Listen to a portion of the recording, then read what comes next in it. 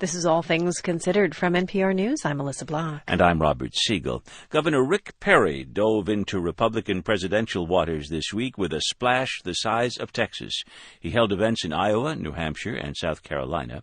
And as NPR's Ari Shapiro reports from New Hampshire, Perry's first week in the race showed that he is not shying away from controversy. The Texas governor jumped in Monday showing he's more than happy to attack, even the chairman of the Federal Reserve. In Cedar Rapids, Iowa, Rick Perry said, "If this guy prints more money between now and the election, I don't know what y'all would do to him in Iowa, but we would treat him pretty ugly down in Texas." I mean, printing more money to play politics at this particular time in American history is almost treasonous, in my opinion. The Fed chairman is an independent post, and the current chairman was a Bush appointee. Republican guru Karl Rove, who worked in the Bush White House, was not amused. He told Fox News, "You don't accuse the chairman of the Federal Reserve of being a traitor to his country." And suggesting that we treat him pretty ugly in Texas, that's not, again, a presidential statement. President Obama was more forgiving, or some might say patronizing, on CNN. I'll cut him some slack. He's only been at it for a few days now. On Wednesday, Perry arrived here in New Hampshire, the country's first primary state, where he spoke at Politics and Eggs, a bipartisan meeting of business leaders.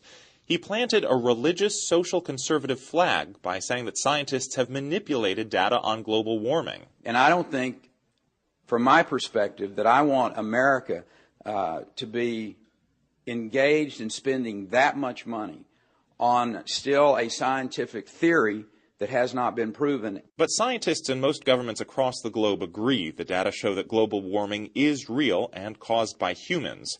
University of New Hampshire political scientist Andy Smith was at that breakfast. He says talking about social issues to a moderate New Hampshire crowd was not Perry's worst offense Wednesday morning.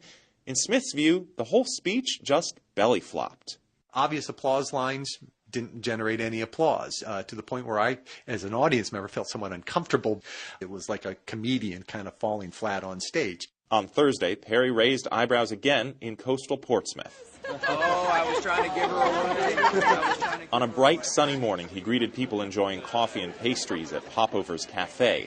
A boy prompted by his mother asked Perry how old the Earth is. Perry said, "I hear your mother was asking about evolution. It's a theory that's out there. It's got some gaps." In Texas, we teach both creationism and evolution in our public schools, because I figure you're smart enough to figure out which one is right. Actually, creationism is not part of the Texas public school curriculum.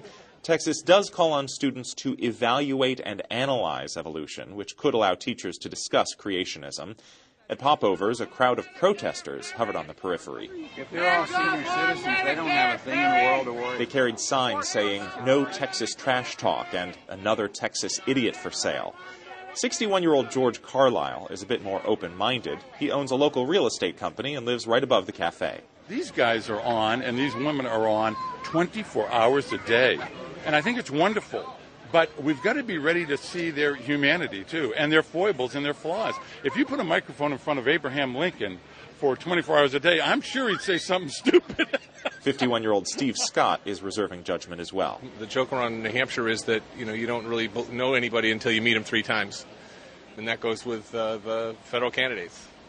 And do you have a favorite in the Republican race yet? I haven't met any of them 3 times yet. Now he's met Rick Perry once. Ari Shapiro, NPR News, Concord, New Hampshire.